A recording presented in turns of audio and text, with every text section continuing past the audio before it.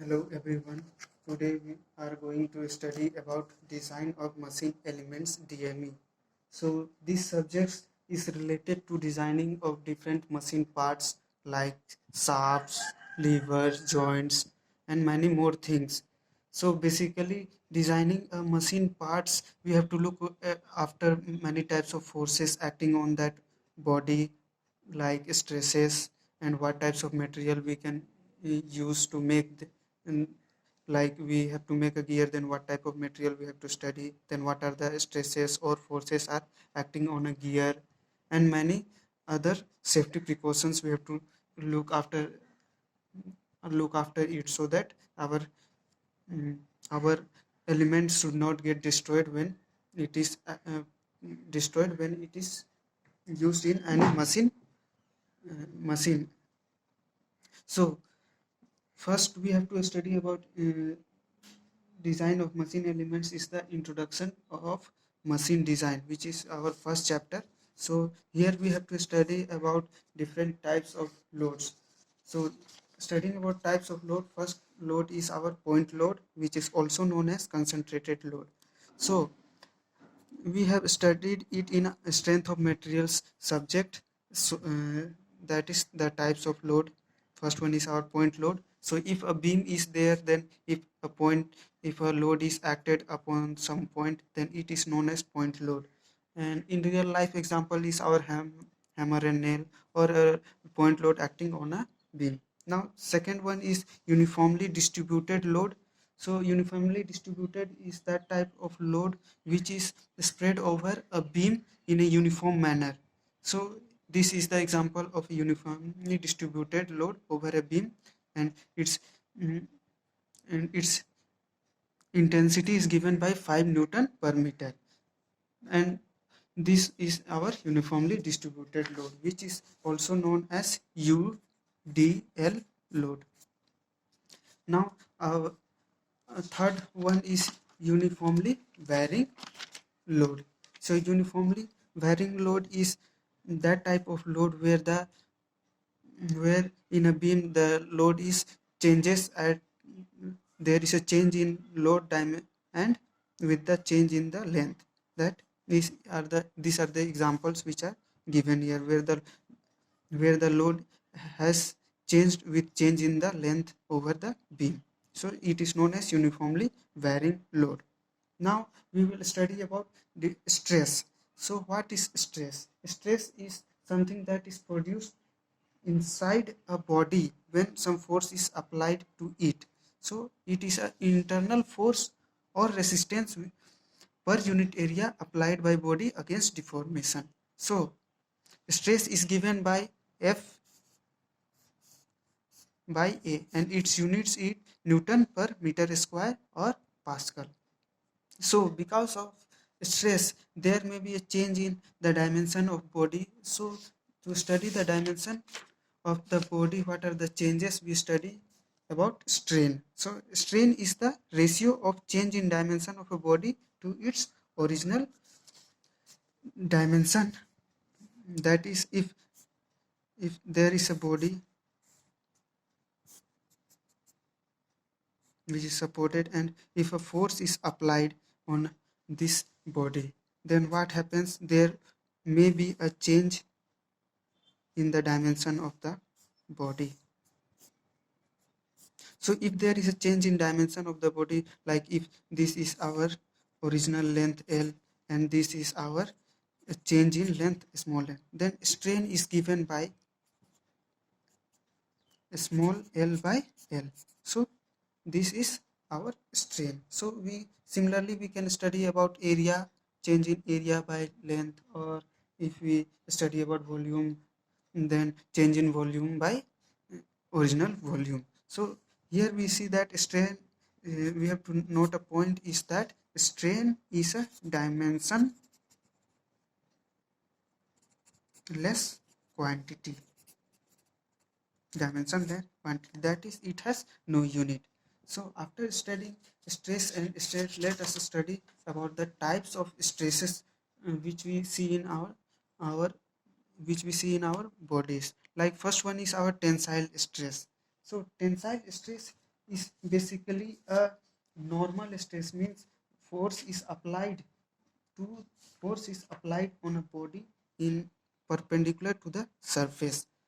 Like if we are having a body in, in such a manner, like if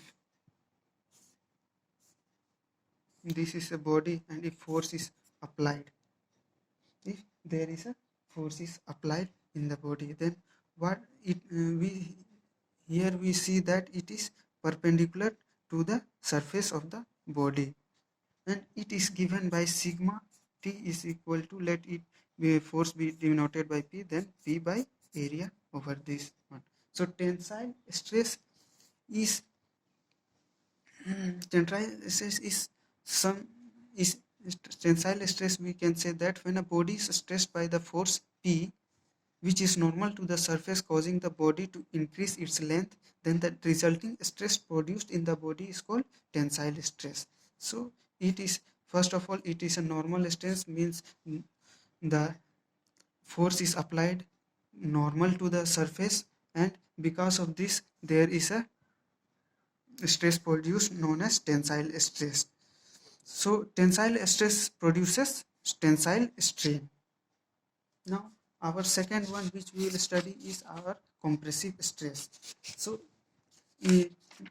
before we have seen that tensile stress is like a nature which is pulling something,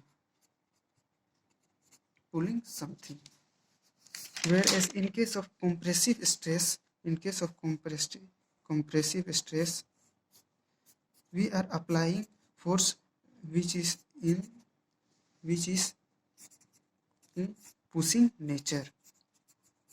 So it is known as compressive stress, means there will be a force is applied towards the body. So it is known as compressive stress. It is given by sigma c is equal to p by a. Let it be the forces denoted by p. So compressive stress is defined as if the forces are reversed in direction causing the body to shorten, resulting stress is called compressive stress. So this is the example of compressive stress. Now we will look after the third one, which is known as shear stress or tangential stress. So when in tensile and compressive stress, we have seen that the forces are normal to the surface, whereas in case of shear stress, what happens? Force is tangential to the surface. So shear stress is denoted by tau. Tau is equal to force applied by area. In which area it is applied. So this is given by shear stress. Now fourth one is our torsional stress. So torsional stress is something which is which comes in action when there is a twisting moment, occurs. If I would be having a cylindrical object, and if I want to twist, and if this one is fixed, if I want to twist this with moment m, then the stresses which is produced is known as torsional stress. So this is our fourth stress, which is known as torsional stress. Now our fifth one is bending stress. So bending stress comes when if there is a beam like this type of structure, and applying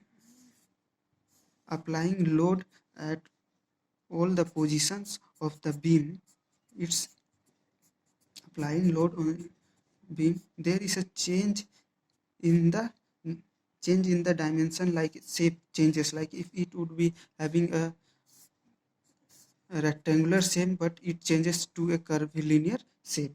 So this type of stress produced when there is a static or dynamic load is applied on a beam for a long term, then bending stress occurs. So we have seen in strength of materials, we have seen the bending equation, which is given by m by I is equal to sigma by y is equal to E by R. So where m is bending moment, I is moment of inertia, sigma is known as the bending stress, and y is the distance between the neutral axis. This is the neutral axis to the upward surface, where E is the Young's modulus and R is the radius of curvature. So this is our bending stress. So we have seen the we have seen about bending stress. Now our next is bearing stress. So what is bearing stress? So while we are studying about design of machine elements, so we will study about different types of joints: knuckle joint, quarter joint, riveted joint. So bearing stress comes, bearing and crushing stress comes on those topics. So bearing stress, like if this is a joint which is, this is a structure where uh, two two two structures are joined by a cylindrical object. If force is, F force is applied and here other force is applied, then because of this there would be a stress produced in this object. So it is defined as compressive force divided by characteristics area of the area perpendicular to the, means if bending stress is given, then bending stress would be one of the force P by the area, means in which area it is occurring. If let it be area A, then P by A would be our bending stress. So it occurs in different types of joints like riveted, quarter or knuckle joint. Now after that we will look about crushing stress. So in bearing stress part, we have seen there is a force applied and there would be a relative motion in this, there would be a relative motion in this part. Whereas in case of crushing stress, what happens, there would not be a relative motion in this part. So it is a special type of stress which occurs at the surface of contact of two members that are relatively at rest, means when there is no relative motion and the stress produced in the joints is called crushing stress.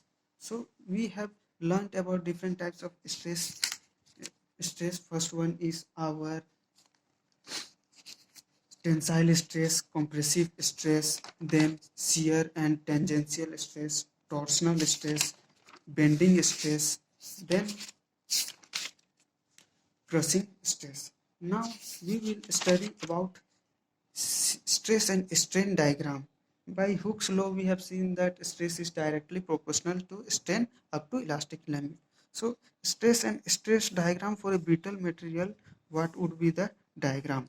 So if this is stress in y-axis and this is strain in x-axis, so what would be the uh, what would be the graph? So for brittle material, what happens, the graph would be like this, a straight line, and it breaks at that point, then the graph is a straight line, here breaks and there will be no other line can be drawn on the graph. So this is the diagram for brittle material, stress diagram for brittle. Now we will look after stress strain diagram for ductile materials. So ductile materials are those materials through which wires can be drawn, means a body, means a material can be drawn into long wires. So ductile materials, what would be the diagram for this, what would be the diagram? So this is our stress, this is our strain. So for this, the graph would be like somewhat this, So this is our graph for our ductile material. So there would be something elastic point, then upper yield point, lower yield point, and different types of points which we generally have studied in your mm, before subjects. So we will not go deeply on about what are the points related to it. Now our next topic is principal stress. So we have studied different types of tensile stress, compressive stress, bearing stress, and shear stress, and many more. So that was for mm, means for a 1D object, means in one dimension we were studying, but in principal stress is somewhat which is for 2D object, which is for a 2D object. Like if what are the stresses we will find mm, uh, if we uh, if we apply stresses in 2 dimension. If these are the stresses in 2 dimension, sigma x in x-axis, sigma y in y-axis, and there will be shear stress if like it is given by tau yx. This one let be it be tau xy. Here let it be tau yx, and here let it be tau xy. So what are the mm, stresses produced in 2D objects? So it is also known as maximum or minimum stress. Principal stress is also known as maximum or minimum stress. So it is given by sigma n. Let it be for maximum. Sigma n is equal to sigma x plus sigma y by 2 plus sigma x minus sigma y whole square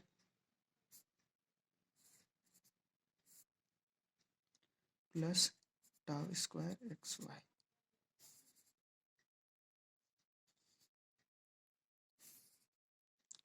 So it would be in our under root part for sigma xn. And if we will see about sigma n for minimum, so our formula becomes sigma x plus sigma y by 2 minus sigma x minus sigma y 2 whole square plus tau square xy.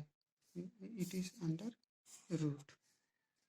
So this is our 2 types of principal stresses: maximum stress, which is given by this formula, and minimum stress, which is given by this formula. And the position of principal plane is given by tan theta. Tan 2 theta is equal to 2 tau xy by sigma x minus sigma y. So basically we have to know about principal stress is that it occurs for a 2D object where if we did not if we study in x and y plane, then there would be a maximum stress and a minimum stress. So maximum stress is given by this formula, minimum stress is given by this formula. So there would be a plane where there will be a zero shear. So those means there will be a plane where there would be a zero shear, which are known as principal planes. So we have studied uh, about different types of stresses in this chapter. So in our upcoming video we will look after other topics also. So for today's this much only. Thank you very much.